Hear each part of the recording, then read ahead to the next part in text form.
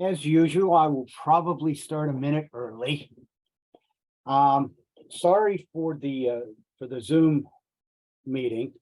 I'm actually recording this and I will put it up on YouTube and I will send everyone a link to it.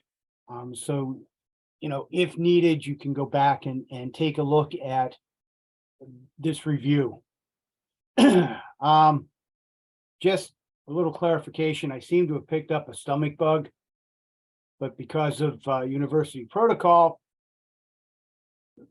I can't be there at the moment. So I'm also thinking time-wise, Wednesday's test may be again on Zoom. The only difference, well, watch your emails and we'll see what happens with that. Okay. I will probably let you know tomorrow sometime.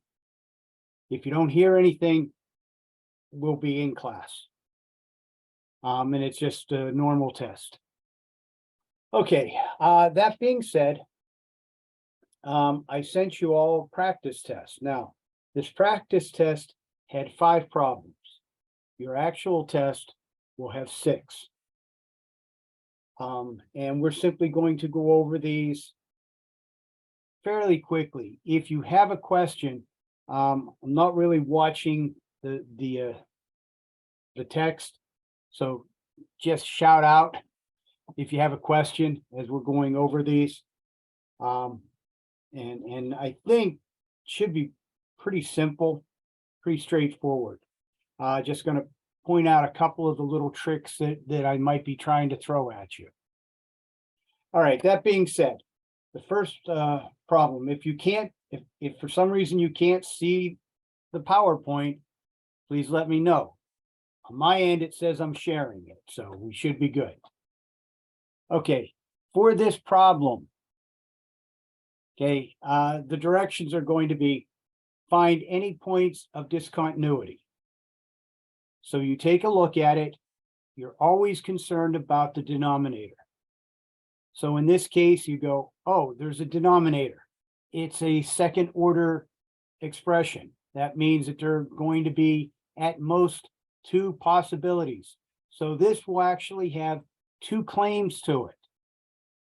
So you need to factor that denominator.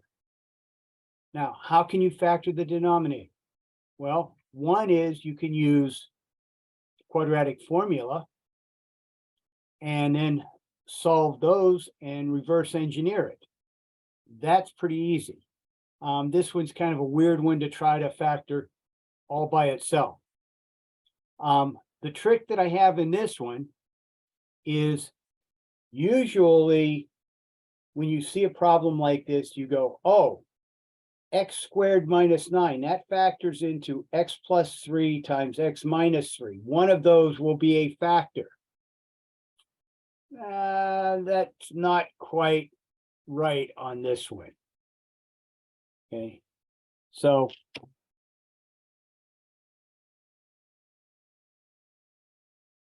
I actually went through and did the work for you here also. So 3x squared plus 2x minus 8 factors into x plus 2 times the quantity 3x minus 4. So that x plus 3x minus 3 doesn't help you at all. So for this one, and for all of them, the key is look at that denominator. All right, so we're going to make a claim. We're going to claim that f at x is continuous at x equals -2. We substitute in, so step 1, we substitute in, we're going to get 4 minus 9, which is -5. The denominator is 0. It fails the test right there. Therefore, f at x is discontinuous at x equals -2. It is a non-removable asymptote. Please do not forget to tell me what type it is. Then the second part of this problem is f at x is continuous at x equals, ooh, that's weird, 4/3. First step, you plug in 4/3, and you can see the arithmetic there. I'm not going to go down through that, but in essence, you get a number divided by 0. Again, that fails. The only time you have to really worry about it is if it's 0 divided by 0, because that is indeterminate. But in this case, it's not. It is, our conclusion is f at x is discontinuous at x equals 4/3. It is non-removable. It is an asymptote. So this function actually has 2 asymptotes if you were to graph that. Any questions? Okay, just be aware of the trick that, that one factor, x plus 3, x minus 3, really doesn't play into this one at all. Okay, next problem. F at x equals 4x plus 5 divided by 9 minus 3x. Okay, well, in this case, it's pretty easy. Okay, there's nothing really happening here, nothing out of the unusual. So we simply take the denominator, set it equal to 0, and then we're going to get that 3x equals 9. X equals 3. So for this one, that's our problem value. And so we're going to claim that f at x is continuous at x equals 3. Again, we substitute in. Again, this one's really easy. We get a number divided by 0, so we get undefined. Therefore, f at x is discontinuous at x equals 3, non-removable, asymptote. Everyone's good with that? All right. Next one. All right, this is one of those multi-part functions. So we take a look, and you have to look at the whole problem. So this one says h at t equals, and it's t squared. Is that undefined anywhere? No. So we don't even have to worry about it, but always consider it. Okay, no problem there. The t plus 6, that's never undefined, so we're good there. So the only problem that we could possibly have would be at t equals 2. And don't let this throw you if I'm using t or x. I think on your test, just to be consistent, I think I'm using all x's, so you should be okay with that. But in this one, our only problem is at t equals -2. So step 1, we substitute in. What is h at -2? At h equals -2, take a look at the functions. Okay, we don't use that t squared. T squared, h at t is defined as t squared only where t is less than -2. So we don't even look there. We're looking at where is it defined? It's defined as t plus 6 when t is equal to -2. So that's the equation we're using. So that's -2 plus 6. That one is 4. So we need to move to step 2. Step 2 says we have to find the limit as t approaches -2 of h at t. For that, you have to do a left and right-handed limit, picking the correct functions. So the limit as t approaches -2 from the left, and just picture it on a number line, which is left, which is right. Okay. So the left-handed limit is defined as t squared. So we substitute in -2. We square -2, that becomes +4. So the left-handed limit is +4. The right-handed limit, we substitute in, we get t plus 6, -2 plus 6 is 4. So for step 2, the limit as t approaches -2 is 4. Our third part is check to see if 1 and 2 are equal. If the values from step 1, the values from step 2 are equal. So 4 equals 4. Therefore, h at t is continuous at x equals -2. The trick on that one was, it was a little bit, I mean, you actually had to find that it was continuous. Any questions?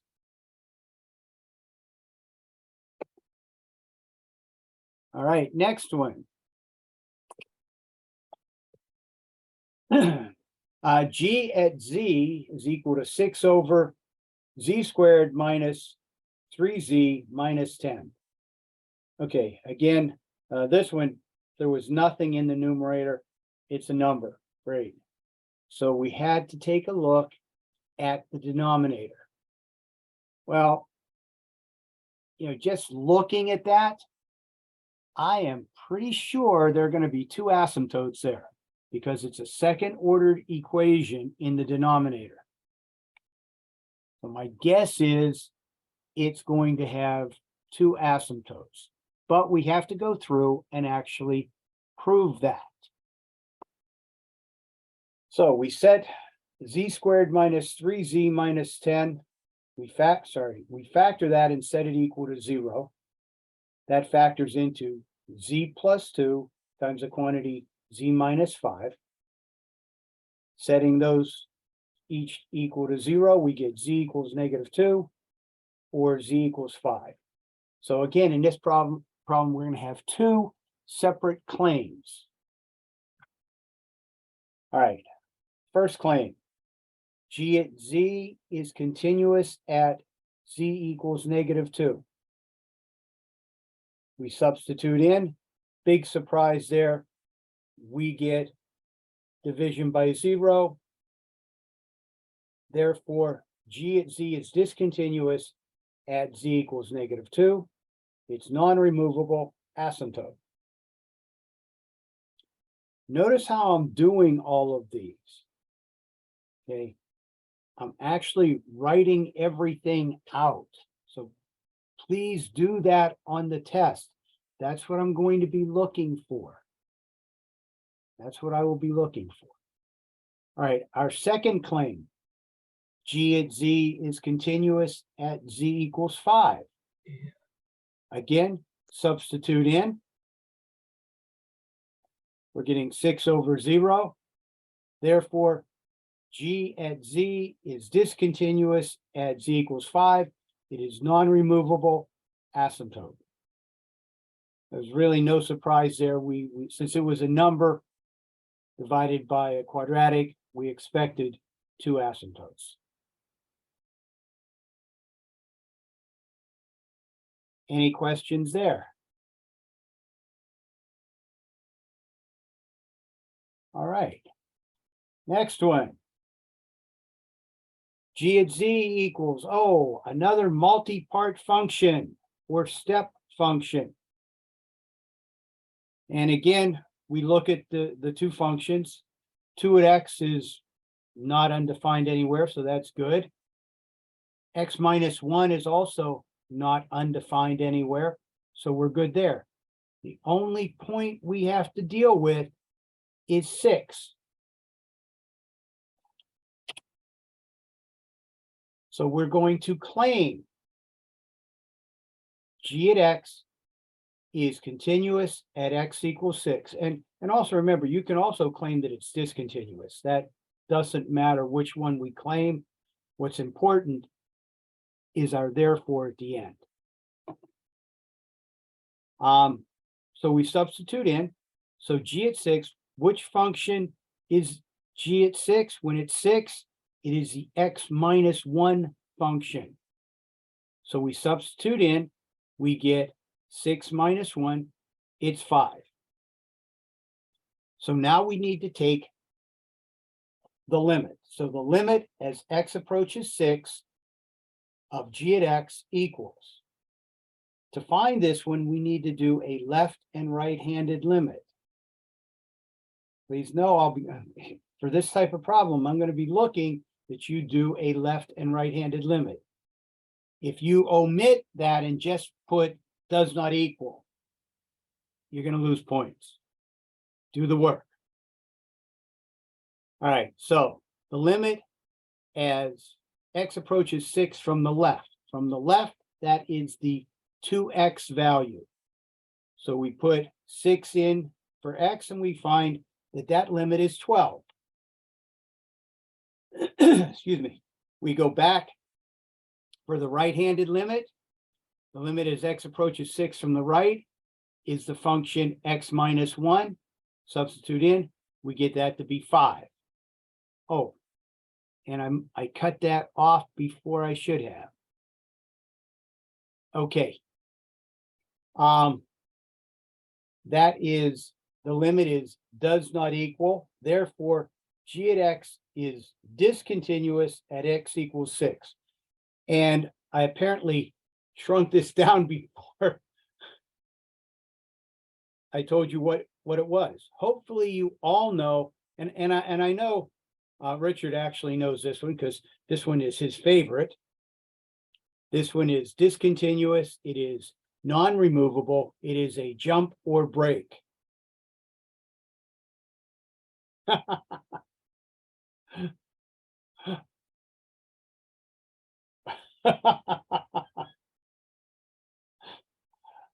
All right. Any questions on that one? Actually, I'll be honest with you.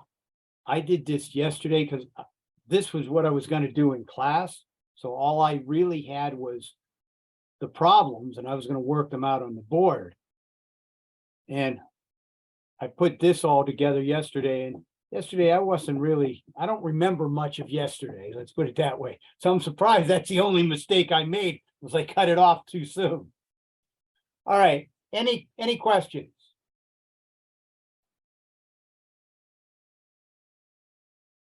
No questions? I am not going to, my plan was to then, since there are no questions, just start moving on. I don't think I'm going to do that. I'm not going to do that on Zoom. I think you get much more in class than on Zoom. So we're going to stop here. You get out of here 20 minutes. Any questions at all? Nothing? All right, then. Then I will see you all on Wednesday for the test. I'm going to put this up on YouTube and I will send the link to you. So if you want to go back, I mean, the only reason you probably really want to go back is just to check your work, since the answers are actually going to be in the video and you can stop it there. So, all right, that's all I have. You guys are free to go. Enjoy your day.